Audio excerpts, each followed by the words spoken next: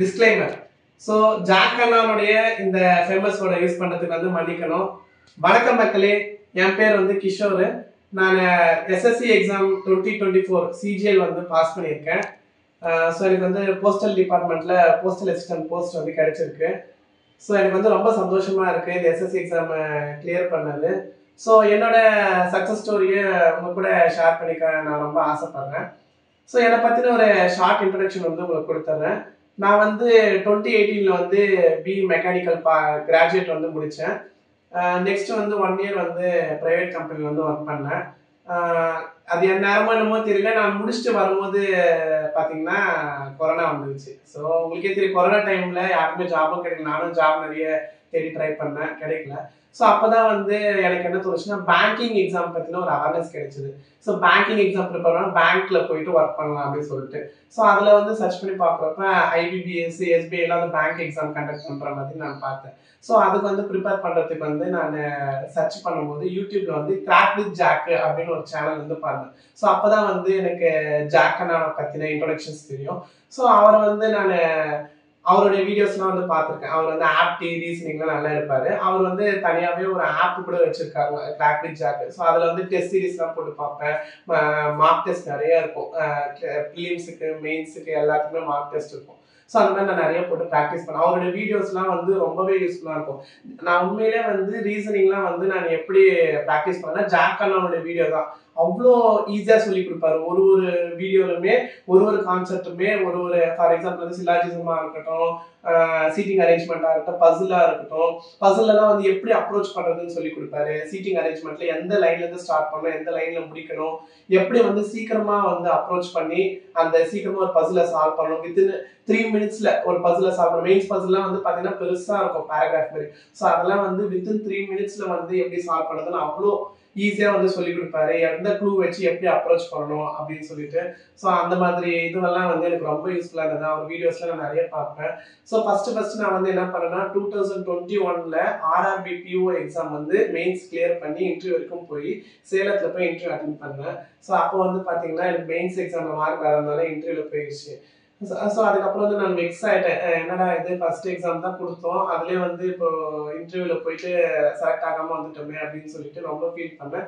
அதுக்கப்புறம் வந்து எங்கள் அப்பா தான் வந்து நிறைய மோட்டிவேட் பண்ணி பூஸ்ட் கொடுத்தாரு. ஃபீல் பண்ணாத, கண்டிப்பாக வந்து அடுத்த எக்ஸாம் வந்து ட்ரை பண்ணணும், கண்டிப்பாக வந்து சக்ஸஸ் கிடைக்கும் அப்படின்னு சொல்லிட்டு. ஸோ அதனால் next IBPS PO clerk, SBI PO clerk, இது எல்லாமே வந்து எழுதினேன். ஸோ எனக்கு எல்லாருக்குமே பார்த்தீங்கன்னா எனக்கு வந்து பிலிம்ஸ் வந்து ஈஸியாக கிளியர் ஆகிடும். ஆனால் மெயின்ஸ் வந்து கொஞ்சம் டஃப்பாக இருக்கும். அப்போ ஸ்டார்டிங்ல வந்து எனக்கு என்னன்னா, மெயின்ஸ் எக்ஸாம் எப்படி அப்ரோச் பண்றது அப்படின்லாம் எனக்கு தெரியவே, ஒரு ஐடியாவே இல்லை. ஸோ மெயின்ஸ் எக்ஸாம்ஸ் வந்து கரண்ட் அஃபேர்ஸ் படிக்கணும் அப்படின்றது எனக்கு அந்த அளவுக்கு அவேர்னஸ் இல்லை. அதுக்கப்புறம் வந்து கிராக் வித் ஜாக் அண்ணா வீடியோ பார்ப்பேன். அவருடைய கரண்ட் அஃபேர்ஸ் வந்து டெய்லியும் பார்ப்பேன். டெய்லியும் அவருடைய கரண்ட் அஃபேர்ஸ் வந்து ஒரு சேனலில் போஸ்ட் பண்ணுவார். ஸோ டெய்லி வந்து கரண்ட் அஃபேர்ஸ் படிக்க ஆரம்பித்தேன். பர் டே வந்து டெய்லி ஷார்ப்பாக வந்து 6 o'clock வந்து கரண்ட் அஃபேர்ஸ் போடுவார் ஈவினிங். ஸோ அதை வந்து நான் டெய்லியுமே ஃபாலோ பண்ணுவேன். கிராக் வித் ஜாக் அண்ணா வந்து ஜாக் அண்ணா பார்த்தீங்கன்னா ப்ரிசைஸா கொண்டு வருவார் கண்டென்ட்டை. ஒரு நாளைக்கு கரண்ட் அஃபேர்ஸ்னா அது 20 கொஸ்டின்ஸ் இருக்குன்னா அந்த 20 கொஸ்டின்ஸ் வந்து கரெக்டா ஃபெட்ச் பண்ணி கொண்டு வந்து அதுல இருக்கிற இம்பார்ட்டன்ட் பாயிண்ட்ஸ் சொல்லுவாரு. அது ரிலேட்டடா இருக்கிற அதர் பாயிண்ட்ஸ். ஃபார் எக்ஸாம்பிள் வந்து இப்போ ஒரு நியூஸ் படிக்கிறோம் அப்படின்னா அதுல இருக்கிற வேர்ல்டு பேங்க் பத்தின நியூஸ் வந்து அதனுடைய ஹெட் குவார்ட்டர்ஸ் என்ன, அதனுடைய பிரசிடென்ட் யாரு, அந்த மாதிரிலாம் சைட்ல கீ பாயிண்ட்ஸும் சேர்த்து கொண்டு வருவாரு. ஸோ அதெல்லாம் படிக்கும்போது எனக்கு ரொம்ப யூஸ்ஃபுல்லா இருந்தது. அதே மாதிரி ஜாக் அண்ணா ரீசனிங்ல அடிச்சுக்கவே முடியாது. அவரை மாதிரி என்ன அவர் மாதிரி ஒரு ஜாம்பவான் யாருமே கிடையாது. அந்த அளவுக்கு வந்து நல்லா வந்து ரீசனிங் வந்து சொல்லி தருவாரு. ஸோ அவருடைய வீடியோஸ் தான் பார்த்து நான் ரீசனிங்ல வந்து ஸ்ட்ராங் ஆனேன். அதுக்கப்புறமே வந்து நிறைய எக்ஸாம்ஸ் ப்ரிலிம்ஸ் கொடுத்தேன், மெயின்ஸ் கிளியர் ஆகல. சார் அதுக்கப்புறம் எனக்கு என்ன தோணுச்சுன்னா, பேங்கிங் ஒரு வேலை டஃப்பா இருக்குமோ அப்படின்னு நினைச்சேன். அப்புறம் என் ஃப்ரெண்ட்ஸ் என்ன சொன்னா, ப்ரோ நீங்க பேங்கிங் பதிலாக எஸ்எஸ்சி வந்து ட்ரை பண்ணலாம், அது வந்து உங்களுக்கு கொஞ்சம் ஓரளவுக்கு பேங்கிங் கஷ்டமா இருந்தாலும் இது ஓரளவுக்கு கொஞ்சம் உங்களுக்கு ஈஸியா இருக்கிற மாதிரி தான் தெரியும் அப்படின்னு சொன்னாங்க. சரி ஃபர்ஸ்ட் டைம் வந்து 2021 பார்த்தீங்கன்னா எஸ்எஸ்சி எக்ஸாம் எழுத ஸ்டார்ட் பண்ணேன். எம்டிஎஸ், சிஹெச்எஸ்எல் அந்த மாதிரி எக்ஸாம்ஸ்லாம் எழுதினேன். ஸோ அதுலேயுமே வந்து எனக்கு என்னன்னா, 2 எம்டிஎஸ்ல ஒரு எக்ஸாம் அது வந்து எனக்கு கிளியர் ஆகாது. சிஹெச்எஸ்ல 2 எக்ஸாம் ஃபர்ஸ்ட் டைம் நான் எழுதும் போது டயர் 1 டயர் 2 ஸ்டார்ட் பண்ணாங்க. ஸோ அப்பயுமே வந்து எனக்கு டயர் 1 கிளியர் ஆக டயர் 2 வந்து டிஸ்கிரிப்டிவ் பேப்பர்ல போயிடும். ஸோ என்னடா இது, எந்த எக்ஸாம் எழுதினாலும் கிளியர் ஆக மாட்டேங்குது அப்படின்னு சொல்லிட்டு ஃபீல் பண்ணேன். அதுக்கப்புறம் வந்து ஜாபுக்கு போய் ஜாயின் பண்ணிட்டேன். சரி நமக்கு எந்த வேலையும் கிடைக்காது போல தெரியுது, நம்ம நினைச்ச ஃபீல்ட்ல போக முடியாது அப்படின்னு சொல்லிட்டு நான் ஜாபுக்கு போய் ஜாயின் பண்ணிட்டேன். ஜாபுமே வந்து போஸ்ட் ஆஃபீஸ்ல ஜாயின் பண்ணி தான் ஒர்க் பண்ணேன். அதுக்கப்புறம் வந்து பாத்தீங்கன்னா சரி எஸ்எஸ்சி சிஜிஎல் வந்து ஒரு அவேர்னஸ் கிடைச்சது. அது வந்து 2022ல பல்க் வேகன்சிஸ் விட்டாங்க, ஒரு 20,000 வேகன்சிஸ். சரி அதுல அப்ளை பண்ணி எழுதினேன்.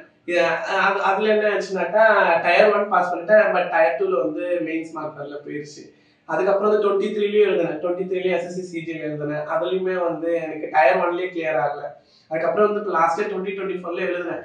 அப்ப நான் தான் கடவுளை வேண்டிட்டேன், இந்த வருஷம் எப்படியாவது வந்து எஸ்எஸ்சி எக்ஸாம் வந்து கிளியர் பண்ணிடணும். ஏன்னா நம்ம இத்தனை வருஷம் கஷ்டப்பட்டுட்டு இருக்கோம், அப்பா அம்மாவும் நம்ம பார்த்துக்கணும் அப்படின்றப்போ சரி நான் இந்த வருஷம் எப்படியாச்சும் கிளியர் பண்ண அப்படின்னு நினைச்சு விடாமுயற்சியா படிச்சு எஸ்எஸ்சி சிஜிஎல் வந்து டயர் 1 எழுதினேன். டயர் 1 பாஸ் பண்ணிட்டேன். அப்புறம் டயர் 2 வந்து எழுதினேன். டயர் 2ல எழுதினோடனே ரிசல்ட்காக வெயிட் பண்ணிட்டு இருந்தேன். அப்புறம் வந்து மார்ச் வந்து ரிசல்ட் விட்டாங்க. மார்ச் 12 அன்னைக்கு ரிசல்ட் வந்து பப்ளிஷ் பண்ணாங்க. ஸோ எனக்கு ரிசல்ட் பண்ணதே தெரியாது ஆக்சுவலா. மார்ச் 12 வந்திருக்கு, நான் வந்து 13 அன்னைக்கு தான் பார்த்தேன். அதுவும் எப்படி பார்த்தேன்னா கூகுளில் போய் சர்ச் பண்ணும்போது எஸ்எஸ்சி ரிசல்ட் அவுட்னு வந்தது. இந்த என்னடா இது ரிசல்ட் வந்திருக்கு, நமக்கு ஒண்ணுமே தெரியாமே சொல்லிட்டு ஒரு பயத்தோட பார்த்தேன். ஸோ அதில் பார்த்தீங்கன்னா என் பேர் வந்தது. ஆனால் அதுலேயுமே வந்து என் பேர்ல நிறைய பேர் இருந்தாங்க. சரி எப்படி ஃபைண்ட் அவுட் பண்ணுறது, ரோல் நம்பர் வச்சு. அப்போ ரோல் நம்பரும் நான் மறந்துட்டேன் ஆக்சுவலா. சரி நாங்கள் உடனே டக்குன்னு அப்பா கால் பண்ணி அப்பா ரோல் நம்பர் சொல்லுப்பா அப்படின்னு அப்பா உடனே ரோல் நம்பர் சொன்னோடனே பார்த்தோன்னே ரொம்ப சந்தோஷமா இருந்துச்சு. ஸோ அதான் நான் ஆஸ்பிரன்ஸ்க்கு என்ன சொல்ல விரும்புறேன்னா, கன்சிஸ்டன்சியா படிங்க, ஹார்ட் ஒர்க் பண்ணுங்க, கரண்ட் அஃபேர்ஸ்லாம் வந்து டெய்லியுமே வந்து ஃபாலோ பண்ணுங்க, வீடியோஸ்லாம் நிறைய பாருங்க, போட்டு பாருங்க, மார்க் டெஸ்ட் வந்து நிறைய எடுங்க. மார்க் டெஸ்ட் நீங்க எவ்வளவு கேள்வி எடுக்கிறீங்களோ அதுதான் வந்து உங்களை பூஸ்டப் பண்ணும். ஸோ உங்களோட லெவல்ஸ் வந்து நீங்க தெரிஞ்சுக்கலாம், நீங்க எந்த இதுல வீக்கா இருக்கீங்க, எந்த இதுல ஸ்ட்ராங்கா இருக்கீங்க அப்படின்னு சொல்லிட்டு. இன்னொன்னு என்ன சொல்லணும்னா, ஆஸ்பிரன்ஸ் வந்து 2 செட் ஆஃப் மைண்ட் செட்ஸ்ல இருப்பாங்க. இப்ப நானுமே அப்படிதான் இருந்தேன். பேங்கிங் படிக்கும்போது எஸ்எஸ்சி படிக்கலாமா அப்படின்னு ஒரு ஐடியா வந்தது. எஸ்எஸ்சி படிக்கும்போது திருப்பி பேங்கிங். நான் என்ன சொன்னேன்னா காமனா எல்லாமே படிங்க. எஸ்எஸ்சிக்கு வந்து என்னன்னா அடிஷனலா வந்து உங்களுக்கு ஜென்ரல் அவேர்னஸ்ன்ற ஒரு டாபிக் மட்டும் தான் அடிஷனலா இருக்கும். மற்றபடி பேங்கிங் நீங்க என்ன படிக்கிறீங்களோ அதே டாபிக்ஸ் தான் உங்களுக்கு எஸ்எஸ்சி வரும். இதுல வந்து அட்வான்ஸ் மேத்தமெட்டிக்ஸ்னு ஒரு போர்ஷன் வரும். அதை மட்டும் நீங்க எப்படின்னா ஸ்ட்ராங்கா ப்ரிப்பேர் பண்ணிட்டீங்க அப்படின்னா நீங்க ஈஸியா வந்து அது ஒரு மேட்ரே இல்லை, அழகா வந்து டயர் 1 டயர் 2 ஈஸியாக கிளியர் பண்ணிட்டு போயிட்டே இருக்கலாம். ஸோ வந்து அக்யூரேசி நல்லா மெயின்டைன் பண்ணுங்க. அக்யூரேசி தான் முக்கியம். எனக்கு வந்து ஜாக்கண்ணா முதல்ல இருந்தே சொல்லி கொடுத்ததுன்னா நம்ம எக்ஸாம் என்ன அட்டன் பண்றது முக்கியம் கிடையாது, எவ்வளவு கொஸ்டின் பண்றோம், அக்யூரேசியா அட்டன் பண்றது தான் முக்கியம். ஒரு கொஸ்டினுமே வந்து நம்ம நெகட்டிவ் மார்க் இருக்கு. ஏன்னா உங்களுக்கு இது பேங்கிங் நெகட்டிவ் மார்க் இருக்கு, எஸ்எஸ்சிலுமே நெகட்டிவ் மார்க்கிங் இருக்கு. ஸோ நம்ம எவ்வளோக்கு எவ்வளோ வந்து ஒரு கொஸ்டினை வந்து அக்யூரேசியாகவும் கரெக்டாகவும் ஆன்சர் பண்ணுவோம், அதுக்கு தகுந்த மாதிரி நம்ம நார்மலைசேஷன்ல மார்க்ஸ் வந்து பூஸ்டப் ஆகி ஆட் ஆகி போயிட்டே இருக்கும். So accuracy plays important role. அதனால முடிஞ்ச அளவுக்கு கொஸ்டின்ஸ் வந்து கரெக்டாக அட்டன் பண்ண பாருங்க. ஃப்ளூக்லாம் வந்து கொஸ்டினை வந்து அட்டன் பண்ணாதீங்க, தெரிஞ்சா மட்டும் கொஸ்டின்ஸ் அட்டன் பண்ணுங்க. அதே மாதிரி இங்கிலீஷ்லாம் இப்போ வந்து நிறையவே டஃப்பாக கேட்க ஆரம்பிச்சிட்டாங்க. ஸோ இங்கிலீஷ்லாம் வந்து நல்லா ப்ரிப்பேர் பண்ணிட்டு போங்க.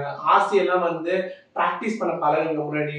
அதில் வந்து நிறைய பெரிய பெரிய பேராகிராஃப்லாம் கொடுப்பாங்க. ஸோ அந்த எக்ஸாம் டைம்ல நம்ம அதை படிச்சு புரிஞ்சு கொஸ்டின் ஆன்சர் பண்ணுறதுக்கு நமக்கு டிஃபிகல்ட்டாக இருக்கும். ஸோ அதனால அதெல்லாம் வந்து முன்னாடியே மார்க் டெஸ்ட்லேயே வந்து ப்ராக்டிஸ் பண்ணி பழக பாருங்க. அதே மாதிரி ஆப்டிடியூட்லாம் மார்க் நிறைய எடுங்க.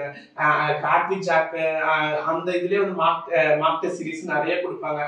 நம்பர் ஆஃப் மார்க் டெஸ்ட் இருக்கு, அது நிறைய போட்டு பார்த்தீங்கன்னாலே உங்களுக்கு வந்து மார்க் டெஸ்ட் வந்து ப்ராக்டிஸ் ஆகும். இது தவிர நிறைய பிளாட்ஃபார்ம் இருக்கும், உங்களுக்கே தெரியும், நான் சொல்லி தெரிய தேவையில்ல. ஸோ நிறைய பிளாட்ஃபார்ம்ஸ் இருக்கு, அதுலேயும் நீங்கள் மார்க் டெஸ்ட் வந்து நிறைய போட்டுட்டு எக்ஸாம் வந்து கான்ஃபிடென்ட்டா போய் அட்டன் பண்ணுங்க. நம்ம கிளியர் பண்ணுவோன்ற ஒரு நம்பிக்கையில போங்க. உங்க மேல ஃபர்ஸ்ட் ஒரு செல்ஃப் கான்ஃபிடென்ட் இருக்கணும்.